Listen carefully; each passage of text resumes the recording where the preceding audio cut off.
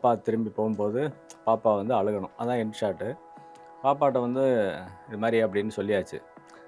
நார்மலா கிளிசரின்லாம் போடுவாங்கல்ல. ம். கிளிசரின் போடுவாங்க ஆர்டிஸ்ட்டுக்கு. ம். ஏன்னா அப்பதான் கண்லேருந்து அந்த கண்ல தண்ணி. தண்ணி வரும்னு. ஆக்சுவலா பாப்பா வேணான்ருச்சு. போயிட்டு அந்த கம்பி அங்க நின்னுச்சு. ஷாட் வச்சாச்சு. யூனிட்டே பார்த்துக்கிட்டு இருக்கு. அப்படியே சாங் போக போக போக போக அப்படியே பாப்பா நின்னுட்டு இருந்தா, அப்படியே கண்லேருந்து ட்ராப் தண்ணி அப்படியே வழியுது. பயங்கரமா பார்த்தா யூனிட்டுக்கே பயங்கர ஷாக்கு. எப்புட்றா அது அப்படின்னு. ஐஸ்வர்யா அவர்களும் சரி, நிறைய கேள்வி கேட்பாங்க. நிறைய ஒரு விஷயத்துக்குமே மைன்யூட்டா அவங்க வந்து இது பண்ணிட்டே இருப்பாங்கன்னு சொன்னீங்க. அவங்க வேற படங்கள்ல நடிச்சுட்டு கூட வருவாங்க. வரும்போது 1 மாதம் கழிச்சு வரும்போது நம்ம தான் அந்த படத்துக்குள்ளேயே இருக்கோம். அவங்க வந்து ஸ்ட்ரெயிட்டா வந்து இறங்கி நடிக்க வர்றாங்க. இந்த மாதிரி கேள்விகள் வந்து ஆர்டிஸ்ட் கேட்குறது நல்லது தான் நான் நினைக்கிறேன். எனக்கு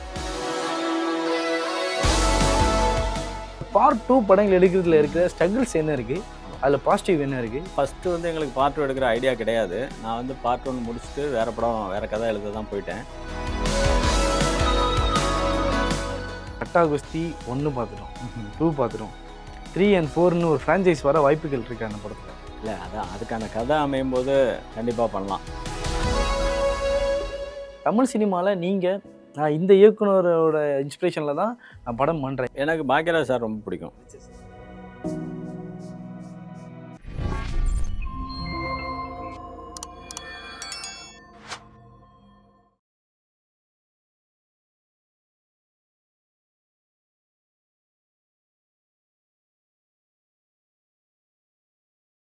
ப்ரோவோக் டிவி நேயர்கள் எல்லோருக்கும் அன்பான வணக்கங்கள்.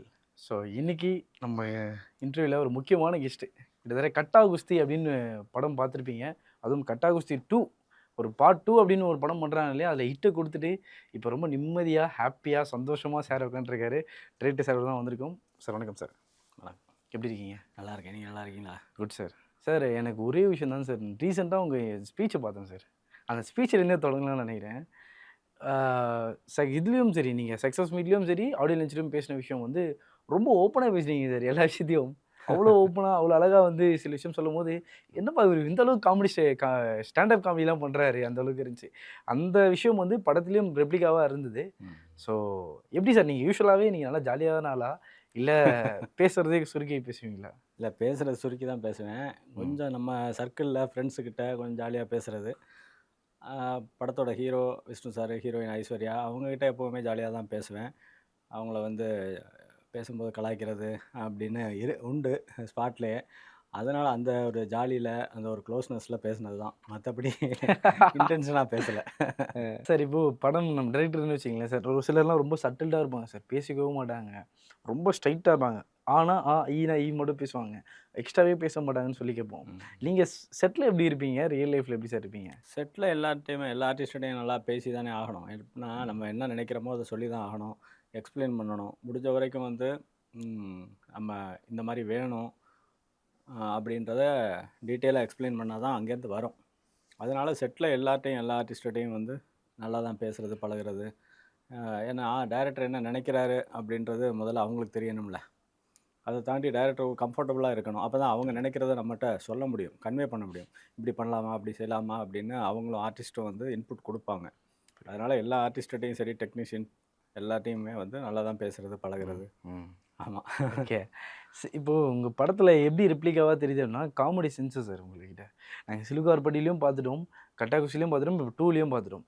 உங்கள் காமெடி சென்ஸ் வந்து ரொம்ப எனக்கு யோசிப்பேன். இப்போ ஒரு சீன் எடுக்கிறோம், ஒரு சீனில் வந்து ஒருத்தங்க டைலாக் பேசினா பரவாயில்ல, ஒருத்தங்க ஒரு ஹீரோவும் ஹீரோயினியும் பேசினா பரவாயில்ல, அதில் இருந்த காமெடி ஆக்டர்லேருந்து பேசுகிறாங்க, இன்னொரு ரோல் சைடு ரோல் பண்ணுறவங்க பேசுகிறாங்க, ஜூனியர் ஆர்டிஸ்ட்டு பேசுகிறாங்க. இந்த விஷயம் நீங்கள் ஸ்கிரிப்ட் எழுதும்போது எவ்வளோ இதுக்கு மெனக்கெட்டுருப்பீங்க, எவ்வளோ விஷயம் இந்த ப்ராசஸ் எப்படி சார் நடக்கும்? இது ஒரு கட்டத்தில் உங்களுக்கே ஒரு பஸ்ட் அவுட் ஆகிடாதா, எப்பா அப்படின்ற அளவுக்கு? இல்லை, ஒரு சீக்வன்ஸ் எழுதும்போது சீன் எழுதும்போது எப்படின்னா வந்து அதில் மெயின் கேரக்டர் 2 பேர் மாறி மாறி பேசிக்கிட்டே இருக்கும்போது போர் அடிக்கவும் செய்யும். அதனால் சைடு கேரக்டர் ஒரு ஜூனியர் ஆர்டிஸ்ட்டு ஏதாவது நடுவில் எழுதும்போதே வர்றது தான் அது. ஆட்டோமேட்டிக்காக வந்து சரி இதை வந்து சம்மந்தம் இல்லாத 3rd கேரக்டர் இல்லை 4th கேரக்டர் சொன்னால் நல்லா இருக்குமே அப்படின்னு தோணும். அது உள்ளே வரும். அப்படி தான் வந்து ஒவ்வொரு சீன்லேயுமே நடக்கும். அது திடீர்னு போய் ஸ்பாட்டில் யோசிக்கிறது கிடையாது, டெவலப் பண்ணுறது கிடையாது. இது ஆக்சுவலாக வந்து ரைட்டிங்கில் எழுதும்போதே வந்துடும். அதை வந்து அங்கே அப்ளை பண்ணுறது சில நேரம் ஸ்பாட்டில் வந்து டெவலப் ஆகும். அதை வேறு யாராவது சொல்லலாம் அப்படின்னு தோணும். அப்படிதான். இன்னொன்று, ஒரு சீனில் ஒரு 4 ஆர்டிஸ்ட் இருக்காங்க அப்படின்னா எல்லாருக்குமே ஏதாவது ஒரு வகையில் இம்பார்ட்டன்ஸ் இருக்கணும் அப்படின்னு நினப்பேன். அதுக்காக ஏன்னா சும்மாவே நின்றுட்டு இருந்தா வந்து அது வேஸ்ட் பண்ண மாதிரி ஆகிடும். ம். அதுக்காக அந்த கேரக்டர் என்ன பண்ணுது, இல்லை ஏதாவது ஒரு ரியாக்ஷன் என்ன கொடுக்குது அப்படின்றத நம்ம வந்து கொஞ்சம் யோசித்து பண்ணுறது தான். இப்போ தமிழ் சினிமாவில் நம்ம ரொம்ப காலமாக பார்க்குறோம். இது வந்து ரொம்ப இந்த காமெடி படம், டார்க் காமெடின்னு ஒண்ணு சொல்லுவாங்க. டார்க் ரூமர் இதெல்லாம் அப்படின்னு சொல்லுவாங்க. சில படத்தில் ஃபேமிலி ட்ராமா அப்படின்னு சொல்லி சொல்கிற படமும் இருக்கு. நீங்க இது 2மே சேர்த்து பண்றீங்க. ஒரு ஃபேமிலி ட்ராமாலயே ரொம்ப டார்க் ரூமரான விஷயத்த வந்து கருணாஸ் மாரி ஆட்கள வச்சு, ம். முனிஷ்காந்த் மாரி ஆட்கள வச்சு நீங்க அந்த ப்ளே பண்ற விதமே அவ்வளோ சூப்பரா இருக்கு சார். ம். நீங்க உங்கள டிஃபைன் பண்ணிக்கிட்டீங்க சார். நான் வந்து எனக்கு காமெடி நல்லா வருது. அதனால நான் ஒரு இந்த மாரி ஒரு டைரக்டரா மாறலாம்ன்னு இருக்கேன்னு நீங்க டிசைட் பண்ணி எழுதுறதா? இல்ல இல்ல அப்படியெல்லாம் டிசைட் பண்ணல. இன்னொன்னு, இது இந்த மாரி காமெடி, அந்த மாரி காமெடி அப்படி யோசிக்கிறதும் கிடையாது. ம். அது அந்த சீக்வென்ஸுக்கு, சீனுக்கு என்ன வருதோ, அத என்ன பண்ணா ஆடியன்ஸ் ரசிப்பாங்களோ அப்படின்னு நம்ம ஒண்ணு திங்க் பண்ணி, பிளான் பண்ணி பண்றோம். அது சில நேரம் வந்து கனெக்ட் ஆகும்போது, ஒர்க் ஆகும்போது சந்தோஷமா இருக்கு. மத்தபடி நம்ம இப்படி தான் பண்ணணும், இல்ல ஸ்லாப்ஸ்டிக் பண்ணணும், இல்ல பிளாக் பண்ணணும் நல்லா அப்படின்னு இருக்கும். நினைக்கிறதில்ல. இந்த சீனுக்கு இந்த ஆர்டிஸ்ட் இப்படி பண்ணா நல்லாயிருக்கும் அப்படின்னு அ தோணி அத வந்து நம்ம எக்ஸிக்யூட் பண்றோம். அது ம். சம்டைம்ஸ் வந்து ஒர்க் ஆகுது. சம்டைம்ஸ் ஒர்க் ஆகாமயும் போகலாம், குறையலாம். ம். அது நம்ம கையில இல்ல. புரியுது. சிலுக்குவார்பட்டி சிங்கம் பத்தி பேசுவோம்.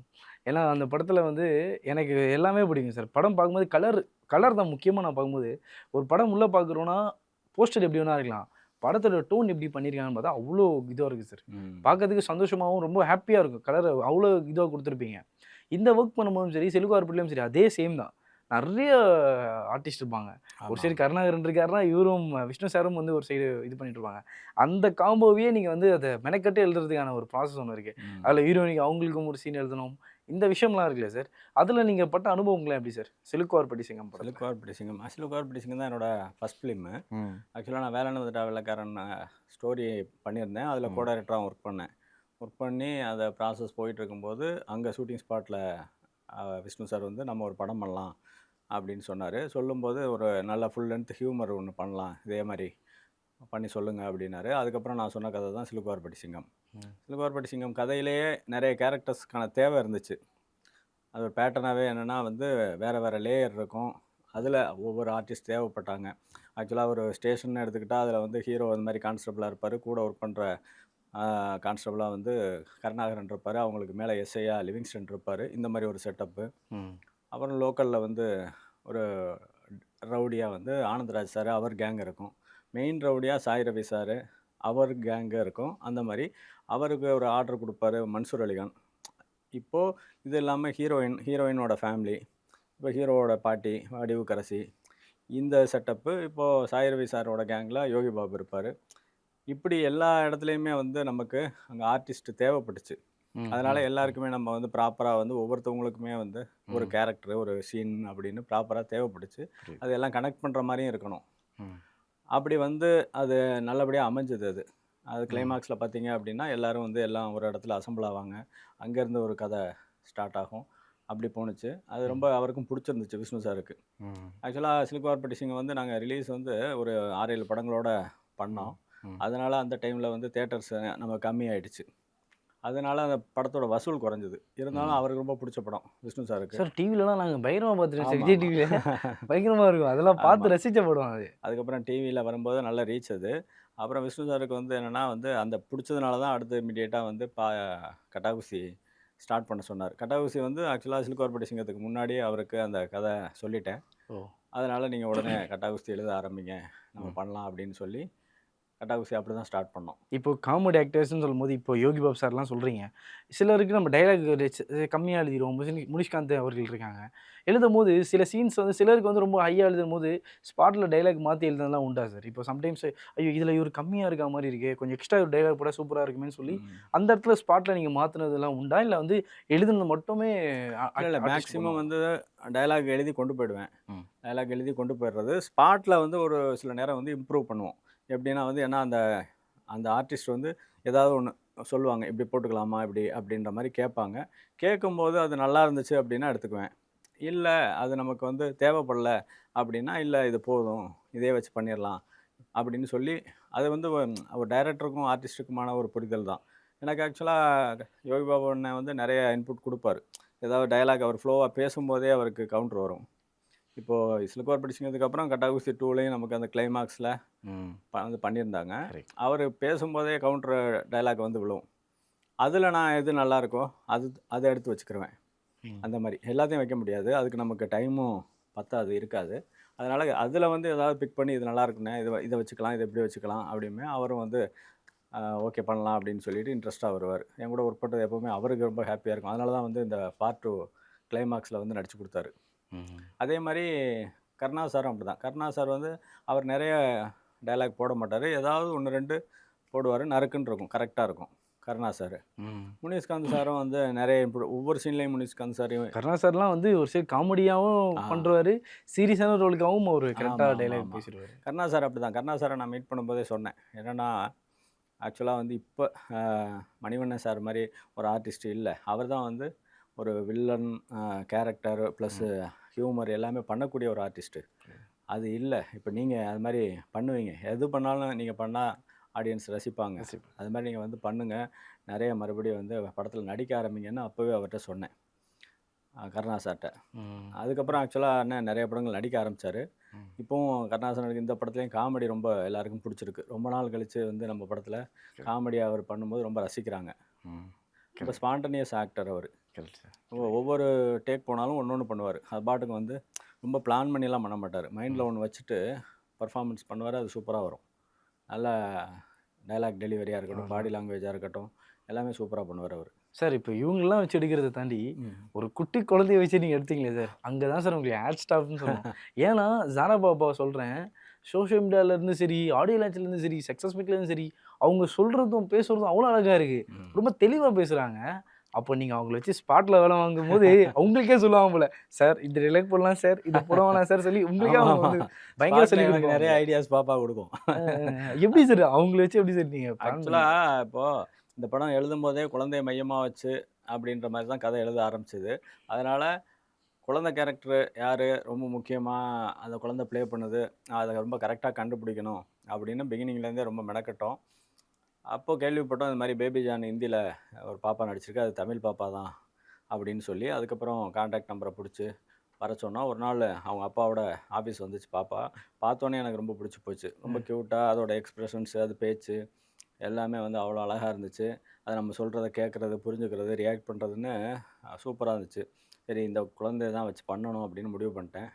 அப்புறம் பேசி புரிய வச்சு, அப்புறம் ஒரு நாள் வந்து விஷ்ணு சார்ட்டையும் அழைச்சிட்டு போய் இன்ட்ரோடியூஸ் பண்ணும்போது அவருக்கும் பார்த்தோன்னே பாப்பாவை பிடிச்சிருந்துச்சு. அப்படி தான் பாப்பா இந்த படத்துக்குள்ளே வந்துச்சு. ஏதாச்சும் ரிஹர்சல் பண்ண சம்பவங்கள்லாம் இருக்கா சார்? ரிஹர்சல் பண்ண சொல்லிட்டு ரிஹர்சல் வந்து ஃபஸ்ட்டு டேயே வந்து ஒரு டயலாக் கொடுத்து இந்த மாதிரி வந்து பேசி பார்ப்போம். ஏன்னா பாப்பா வந்து ஃபுல்லாக இங்கிலீஷில் தான் பேசும். ம். தமிழில் பேசுகிறதுக்கு கொஞ்சம் கொஞ்சம் வந்து தயங்கும், கொஞ்சம் யோசிக்கும் அந்த மாதிரி. ஆனால் கொடுத்து பேச சொல்லும்போது அது வந்து ப்ராக்டிஸ் பண்ணும்போது ஆட்டோமேட்டிக்காக பேச ஆரம்பிச்சிரும். அதோட மழலையான அந்த பேச்சு இருக்குல்ல, ம். தமிழில் பேசும்போது கொஞ்சம் தயங்கியும் கொஞ்சம் உடஞ்சும் வரும். ஆனால் அது பார்க்குறதுக்கு நல்லா இருந்துச்சு. அதனால் அது பெரிய பிரச்சனையே இல்லை ஷூட்டிங்கில். ம். ஏன்னா முன்னாடியே டயலாக்ஸ்லாம் அனுப்பிடுவோம். ம். டயலாக்லாம் அனுப்பிடுவோம். ஃபுல்லாக நல்லா மெமரைஸ் பண்ணிட்டு வந்துரும். நாங்கள் மறந்தாலும் சில நேரம் வந்து அசோசியேட் டைரக்டர் டயலாக் எடுத்து கொடுக்கும்போது அவர் மறந்துடுவார், இல்லை மாற்றி சொல்லுவார். ஆனால் பாப்பா வந்து கரெக்டாக திருத்தும். ம். பாப்பா திருத்தி சூப்பராக வந்து பர்ஃபார்மன்ஸ் பண்ணும். அது கேட்கும், இப்படி பண்ணவா, அப்படி பண்ணவா, ம். இல்லை இன்னும் கொஞ்சம் எக்ஸ்ட்ரா விடுவா. எக்ஸ்ட்ரா பண்ணவா அப்படிலாம் கேட்கும். பாப்பா வந்து என்னென்னா நான் போய் அங்கே நிற்கவா, அவங்களுக்கு கவுண்டர் இப்போ ஆர்டிஸ்ட் ஆப்போசிட்டில் ஒரு ஆர்டிஸ்ட் நடிப்பாங்கல்ல, அப்போ பாப்பா தேவைப்படாது, அவங்களுக்கு க்ளோஸ் தான் இருக்கும். இருந்தாலும் பாப்பா கேட்கும், நான் போய் அங்கே நிற்கிறேன், அவங்களுக்கு ஹெல்ப்ஃபுல்லாக இருக்கும், நான் அவங்களுக்கு கியூ எடுத்து கொடுக்குறேன், பரவாயில்ல நான் போய் நிற்கிறேன், நான் வந்து வேணாம் நீ ரெஸ்ட் எடுமே, பரவாயில்ல நீ ரெஸ்ட் எடு, அவங்க நடிப்பாங்கன்னு, இல்லை இல்லை நான் போய் நான் நிற்கிறேன், அவங்க நான் நின்னா இன்னும் கொஞ்சம் அவங்களுக்கு பெட்டராக ஃபீல் பண்ணுவாங்க, பெட்டராக நடிப்பாங்க அப்படின்னு பாப்பா வந்து ஐயோ! அப்படி பண்ணோம். டான்ஸ்லாம் பண்ணுறதுக்கு பாப்பா கொஞ்சம் சிரமப்பட்டுச்சு. ஃபஸ்ட்டு ஷெட்யூலில் ஒரு டான்ஸு பண்ணுறதுக்கு சிரமப்பட்டுச்சு. ஆக்சுவலாக இந்த ஆனுவல் டே ஃபங்க்ஷன் பாப்பா ஆடும்ல அதே பாட்டு, ஆமா. அதனாலேயே வந்து லாஸ்ட்டாக பிளான் பண்ணேன். ஓ. ஏன்னா அதுக்குள்ளே பாப்பாட்ட வந்து இந்த டான்ஸ் தான் நீ ஆட போகிற, இதை லாஸ்ட்டாக ஷூட் பண்ணுவோம், நீ அதுக்குள்ளே நல்லா வந்து பிராக்டிஸ். டான்ஸ் ஆடி ப்ராக்டிஸ் பண்ணிக்க அப்படின்னு சொன்னால், பாப்பா வந்து அது கிளாஸ்லாம் போய் அந்த ஷூட்டிங் பிரேக் டைமில் கிளாஸ்லாம் போய் நல்லா ப்ராக்டிஸ் பண்ணிவிட்டு, இது வந்து ஒரே டேக்கில் இந்த ஆனுவல் டே ஃபங்க்ஷனில் வர டான்ஸு சூப்பராக ஆடி ஒரே டேக்கில் ஆடி யூனிட்டே வந்து கிளாப் பண்ணுச்சு. அது மாதிரி பாப்பாவுக்கு என்னென்னா நம்மளை பார்த்து கிண்டல் பண்ணிட்டாங்க. நம்ம வந்து சூப்பரா பண்ணணும், செய்யணும். ஏன்னா ஆக்டிங்க பொறுத்தளவுல பாப்பா பிச்சிரும். பெஸ்ட். நல்ல பெர்ஃபார்மன்ஸு. டான்ஸ் மட்டும் நமக்கு வரல. அத வந்து கிண்டல் பண்றாங்க அப்படின்னு அது வேணும்னே வந்து போய் பிராக்டிஸ் போயிட்டு வந்து பெர்ஃபார்மன்ஸ் பண்ணி அசத்திருச்சு. சார் இதான் சார் இப்போ சில சொல்லுவாங்களே சார், இந்த ஏஜுக்கு தாண்டி நீ பண்றமா உனன்னு சொல்லுவாங்களே சார். ஆமா, ஆமா. அப்படி நீங்க ஜாரா பாபாவ பார்த்து, இந்த இடத்துல இந்த குழந்தை வந்து இவ்ளோ மெச்சூரிட்டியா பேசின ஒரு சம்பவம், இல்ல ஒரு சீனு ஏதாச்சும் ஒண்ணு இருக்கா சார்? ஆஃப் ஸ்க்ரீன்லயோ, ஒரு ஆன் ஸ்க்ரீன்லயோ நடந்த சம்பவங்கள் இருக்கா? இல்ல ஆக்சுவலா அதுதான். இப்ப நெறைய இடங்கள்ல பாப்பா அது மாரி பண்ணியிருக்கு. ஆ இந்த சக்சஸ் மீட்ல கூட முனிஷ்காந்த் சார் ஒரு இன்சிடென்ட் சொன்னாரு. பாலக்காட்ல அந்த சீன் எடுத்தோம். அப்ப அப்பா வந்து வீட்டுக்கு வருவாரு. அங்க பிரச்சனை பெருசாகும். அப்புறம் திரும்பி போவாரு. பாப்பா வந்து ஜன்னல் கம்பிட்ட அப்படியே நின்னுட்டு ஒரு மாரி டிராப்ஸ் வந்து கண்லேருந்து வரும். அ அப்பா திரும்பி போம்போது பாப்பா வந்து அழுகணும். அதான் எண்ட் ஷாட்டு. பாப்பாட்ட வந்து இது மாரி அப்படின்னு சொல்லியாச்சு. நார்மலா கிளிசரின்லாம் போடுவாங்கல்ல. ம். அ கிளிசரின் போடுவாங்க ஆர்டிஸ்ட்டுக்கு. ம். ஏன்னா அப்பதான் கண்லேருந்து அந்த கண்ணுல தண்ணி வரும். தண்ணி வரும்னு. ஆக்சுவலா பாப்பா வேணான்ருச்சு.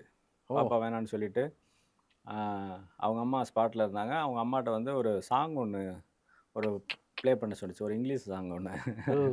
இது என்னது சாங் ப்ளே பண்ண சொல்லுது. இப்போ பாப்பா என்ன எங்களுக்கு டைம் வேற ஆகிட்டுருக்கு. லேட் ம். ஆகிட்டுருக்கு. நாங்க அங்க முடிச்சுட்டு ஷூட் வந்து ஷிஃப்ட் ஆகி பொள்ளாச்சி வரணும். அவசரமா எடுத்துக்கிட்டு இருக்கோம். அது வந்து சாங் ப்ளே பண்ண சொன்னுச்சு. அவங்க அம்மா சாங் ப்ளே பண்ணாங்க. ஓகே ரெடி டைரக்டர் போலாம் அப்படின்னு சொல்லிடுச்சு. போயிட்டு அந்த கம்பி அங்க நின்னுச்சு. ஷாட் வச்சாச்சு. யூனிட்டே பார்த்துக்கிட்டு இருக்கு. அப்படியே சாங் போக அப்படியே பாப்பா நின்னுட்டுருந்து அப்படியே கண்லேருந்து ட்ராப் தண்ணி அப்படியே வழியுது. பயங்கரமா பார்த்தா யூனிட்டுக்கே பயங்கர ஷாக்கு. ம். எப்புட்றா இது அப்படின்னு. என்னடா பயங்கரமா ஆமா. பண்றீங்களா? பயங்கரமா ஒரே யூனிட்டு கிளாப்பு. என் பக்கத்துல உட்கார்ந்தாரு முனிஷ்காந்த் சார். மானிட்டரு பார்த்துக்கிட்டு இருந்தோம். என் பக்கத்துல உட்காந்து அவரே ஷாக்கு. "என்ன சார் பாப்பா இப்ப நடிக்குது?" அப்படின்னு கேட்டாரு. அப்ப அவர்ட்ட தான் சொன்னேன். "இந்த பாப்பாவ வச்சு படத்த ஓட்டிறணும்." சார் இது அப்படின்னா அவரு, அப்ப நாங்க எங்களெல்லாம் சும்மா தான் அழைச்சிட்டு வந்தீங்களா?" அப்படின்னு அவரு கேட்டாரு. "இல்லண்ணே நீங்கலாம் முக்கியம் நீங்க தான். அங்கேயும் காமெடி தான் போட்டிருக்கீங்க சைட்லயே. அத விட பாப்பா முக்கியம்ண்ணே." அப்படின்னு "பார்த்தீங்களா பெர்ஃபார்மன்ஸ?" அப்படின்னேன். "ஆமாமா. அதுக்கு முன்னாடி நம்ம ஒண்ணும் இல்ல." அப்படின்னாரு.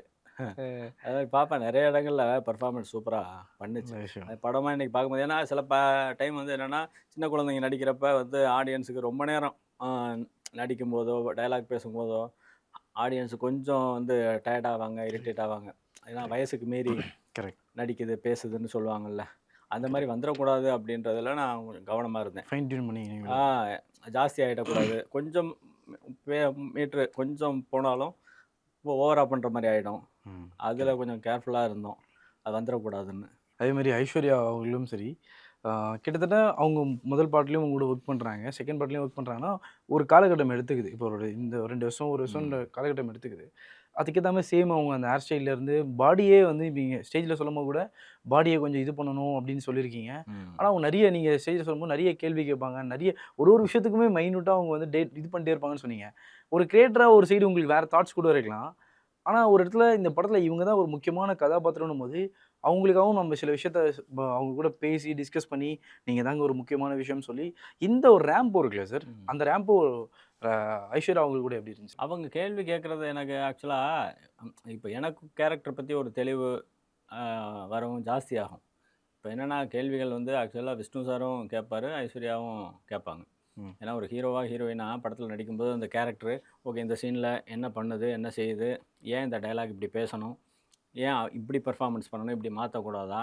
அப்படின்றது அவங்களுக்கு டவுட்ஸ் நெறைய வரும். ம். அத கேட்கும்போது எனக்கு அவங்களுக்கு நான் வந்து கிளியர் பண்ணும்போது, எனக்குமே அது நான் வந்து உள்ளுக்குள்ள தெளிவாகிக்குவேன். அவங்க வேற படங்கள்ல கரெக்ட், நடிச்சுட்டு கூட வருவாங்க. கரெக்ட். வரும்போது 1 மாசம் கழிச்சு வரும்போது நம்ம தான் அந்த படத்துக்குள்ளேயே இருக்கோம். அவங்க வந்து நடிக்க ஸ்ட்ரெயிட்டா வந்து இறங்கி நடிக்க வர்றாங்க. ம். அப்போ அவங்களுக்கு நெறைய கேள்விகள் தோணும். இன்னொன்னு கரெக்ட். இந்த சீன்ல இந்த அளவுக்கு பண்ணணுமா? இன்னும் குறைக்கலாமா? அப்படின்னு கேட்பாங்க. இது ஏன் இப்படி பேசணும்? அப்படிம்பாங்க. இந்த மாரி கேள்விகள் வந்து ஆர்டிஸ்ட் கேட்கறது நல்லது தான் நான் நினைக்கிறேன். ம். ஏன்னா கேட்கறதுங்கிறது ஒரு தெளிவா அவங்க பெர்ஃபார்மன்ஸ் பண்றதுக்கு தானே கேட்கறாங்க.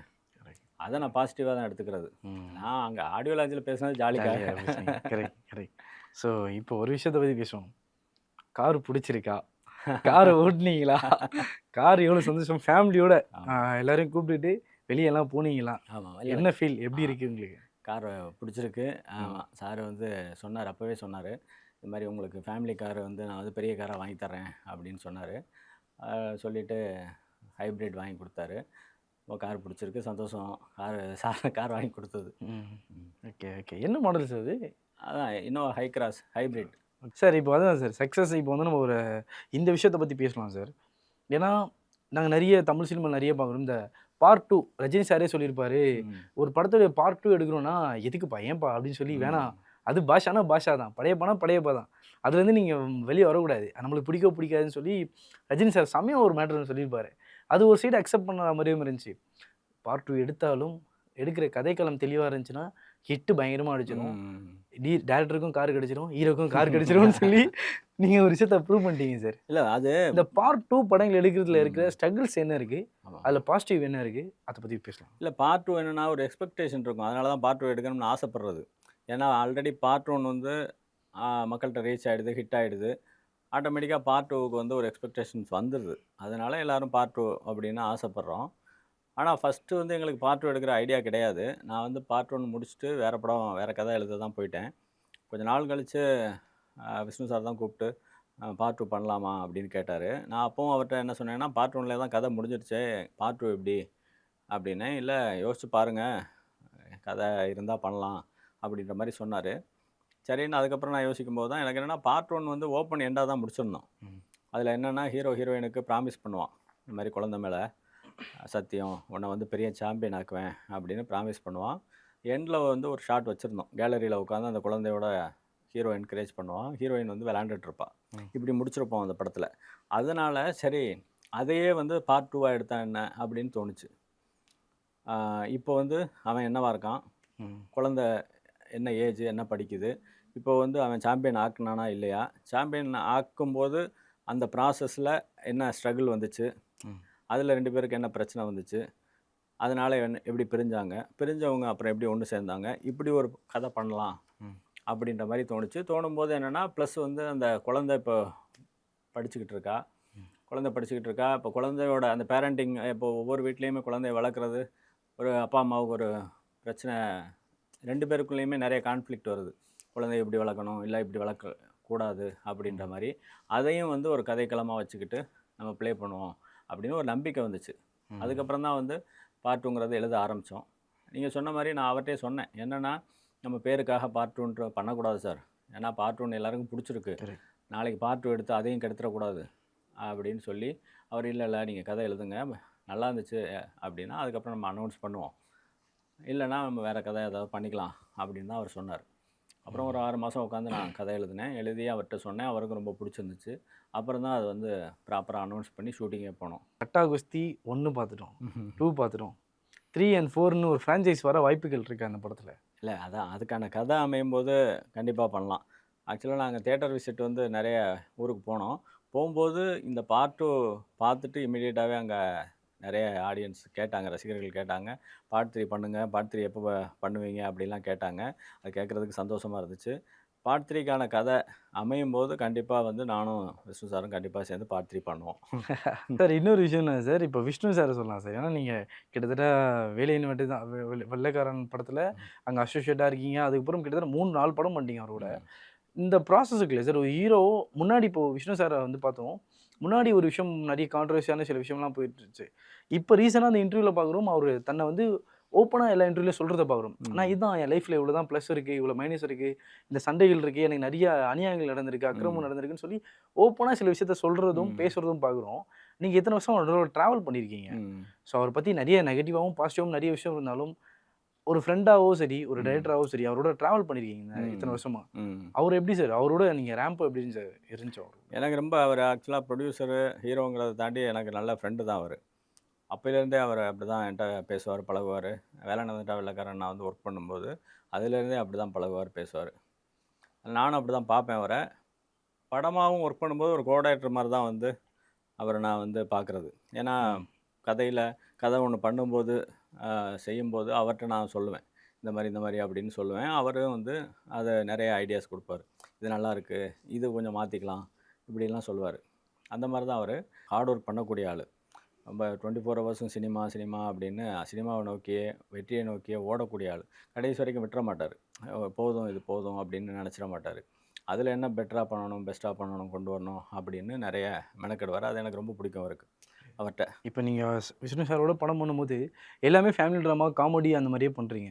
ஆனால் அவரோட கிராஃப் எடுத்து பார்க்குறோம், அவர் எப்படி வேணால் மோல்ட் பண்ணிக்கலாம்ல. ஒரு டைரக்டர் நம்மளுக்கு எப்படி வேணுமோ, ராட்சசன் மாதிரி ஒரு படத்துலையும் நம்ம அவரை பார்த்துக்க முடியுது, பொருத்தி வச்சுக்க முடியுது. ஒரு சைடு வந்து இந்த மாதிரி படங்கள் ஃபேமிலி ட்ராமா படங்களுக்கும் இது பண்ணிக்க முடியுது. எஃப்ஐஆர் மாதிரி ஒரு படத்துக்கு ரொம்ப ஒரு இந்த மாதிரி ஒரு மாதிரி ரெக்கடாகவும் அவரை ஒரு சைடு பார்க்க முடியுது. இந்த 3 விஷயமாவும் அவர் இருக்காரு. நீங்கள் யோசிச்சது உண்டா சார், இவரை வச்சு ஒரு கிரைம் த்ரில்லர் பண்ணணும், இல்லை இவரை வச்சு ஒரு போலீஸ் சப்ஜெக்ட் பண்ணணும், இந்த மாதிரி ஏதாச்சும் நம்ம ட்ரை பண்ணணும்னு சொல்லி அப்படி யோசிச்சது உண்டா நீங்கள்? இல்லை, நான் அப்படி யோசிச்சதில்லை. அவர் என்கிட்ட வந்து வந்ததே வந்து இந்த மாதிரி ஒரு காமெடி பண்ணுவோம் அப்படின்னு கேட்டது தான். ஏன்னா நான் வந்து அவர்கிட்ட ஒர்க் பண்ணது வேலானந்தா வெள்ளைக்காரன். அது நான் கதையும் எழுதியிருந்ததுனால, அவர் என்னென்னா வேலானந்தா வெள்ளைக்காரன் மாதிரி ஒரு கதை எனக்கு சொல்லுங்கள், நல்லா ஜாலியாக அப்படின்னு சொன்னார். ஆக்சுவலாக ஃபஸ்ட்டு ஒரு கதை ஒன்று சொன்னேன். அது கொஞ்சம் ஆக்ஷன் அப்படின்லாம் இருக்குது. அது மாதிரி வேண்டாம், நீங்கள் இது மாதிரி பண்ணுங்க அப்படின்னு சொல்லி தான் சிலுக்குவார்பட்டி சிங்கம் பண்ணது. இப்போ கட்டாகுஸ்தி கதையும் வந்து அதில் என்னோடய ஸ்டைலில் அந்த ஹியூமரு, ஃபேமிலி எல்லாமே இருக்குது அப்படின்றதுனால தான் அவர் உள்ளே வந்தது. இப்போ என்கிட்ட அவர் கிரைம் த்ரில்லர் எதிர்பார்க்க மாட்டார். அதுக்காக அவரு கேட்ட டேரக்டர் சூஸ் பண்ணி வச்சுப்பாரு. இவங்க ஃபுல்லாக இந்த மாதிரி ஃபேமிலி ட்ராமா. ஆனால் என்கிட்ட அவர் ஹாரர் பண்ணுங்கன்னு சொல்லிக்கிட்டு இருப்பார். ஹாரர் உங்களுக்கு நல்லா வரும், அது மாதிரி ஒன்று பண்ணுங்க அப்படின்னு அது சொல்லியிருக்காரு. அது மாதிரி அவருக்கு என்னென்னா தெரியும் ஒவ்வொரு டைரக்டர்கிட்டையும், இந்த டைரக்டர்கிட்ட இப்படி, இந்த டைரக்டர்கிட்ட இப்படி அப்படின்னு. அதனால் எல்லா படங்களும் பண்ணணும்னு ஆசைப்படுவார். எல்லா ஜானர்லேயும் படம் பண்ணணும்னு நினப்பார். சீரியஸ் ஃபிலிம், காமெடி ஃபிலிமு, அப்புறம் ஃபேமிலி ட்ராமா, ஸ்பை, இந்த மாதிரியெல்லாம் நிறைய பண்ணணும்னு ஆசைப்படுவார். அதுக்கான டைரக்டர்ஸு அவர் அது கரெக்டாக சூஸ் பண்ணிக்காரு. தமிழ் சினிமாவில் நீங்கள் நான் இந்த இயக்குனரோட இன்ஸ்பிரேஷனில் தான் நான் படம் பண்ணுறேன், இன்ஸ்பிரேஷன் கூட சொல்ல முடியாது, அவர் படத்தில் பண்ணுற சீன்ஸு இதெல்லாம் எனக்கு பிடிக்கும், அந்த மாதிரி ஒரு ஸ்டைலில் நான் ஃபாலோ பண்ணணும்னு நினைக்கிறேன் அப்படின்னா யாரை சார் சொல்லுவீங்க? எனக்கு பாக்யராஜ் சார் ரொம்ப பிடிக்கும். நினச்சேன் சார். பாக்யராஜ் சார் படங்கள் ரொம்ப பிடிக்கும். பார்ட் 1 வந்து ஆக்சுவலாக கட்டாகுஸ்தி பார்ட் 1 எழுதும்போது கூட ஹஸ்பண்ட் ஒய்ஃப் கதை, அவங்க பிரிகிறது, சேர்றது, அந்த ட்ராமா அப்படின்னு முடிவு பண்ணதுக்கப்புறம் வந்து பாக்யராஜ் சார் படங்கள்லாம் பார்த்தேன். மறுபடியும் முன்னாடியே நிறைய பார்த்துருக்கேன். மறுபடியும் ஏன்னா அவர் வந்து ஒரு கதையை எப்படி சொல்கிறாரு, எப்படி ட்ரீட் பண்ணுறாரு அப்படின்றது எனக்கு ரொம்ப பிடிக்கும். அது அவர்கிட்டையும் சொல்லியிருக்கேன். அந்த மாதிரி என்னன்னா ஏதாச்சும் ஒரு படம், அந்த படத்தோட சீன்ஸ் எதனா இருக்கா சார் உங்களுக்கு பிடிச்சது?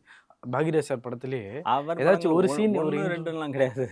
இல்லை எனக்கு ஸ்பெசிஃபிக்காக அது பிடிக்கும். அப்படி இல்லை, அது அவரோட படங்கள் எல்லாமே எல்லா படங்களும் பிடிக்கும். எல்லா கேரக்டர்ஸு, சீன்ஸு, அது 1, 2லாம் கிடையாது. பிகினிங்லேருந்தே நீங்கள் பார்த்தீங்கன்னா எத்தனை படங்கள் நீங்கள் பார்த்துருக்கீங்கன்னு தெரில அவரோட படங்கள். சார் சின்ன வீடுன்னு ஒரு இன்ட்ரோ பார்த்தேன் சார், பிளாஸ்ட்டு சார். ஒரு அந்த காலகட்டத்தில் சின்ன வீடுக்குன்னு ஒரு இன்ட்ரோ கொடுக்கும்போது எங்கே வந்து இன்ட்ரோ கொடுத்தா டைட்டில் கார்டு போடுற விஷயம் இருக்குல்ல சார். ஆமாம் ஆமாம், அது ரொம்ப ஒவ்வொரு படத்துலையுமே அப்படி தான் பண்ணுவார். அது ஆச்சரியமாக இருக்கும். ஏன்னா அதுவுமே அப்போது வெயிட் பண்ணிக்கிட்டு இருக்காது எந்த இடத்துக்கிட்ட அவரோட டைட்டில் கார்டு வரப்போகுது அப்படின்னு.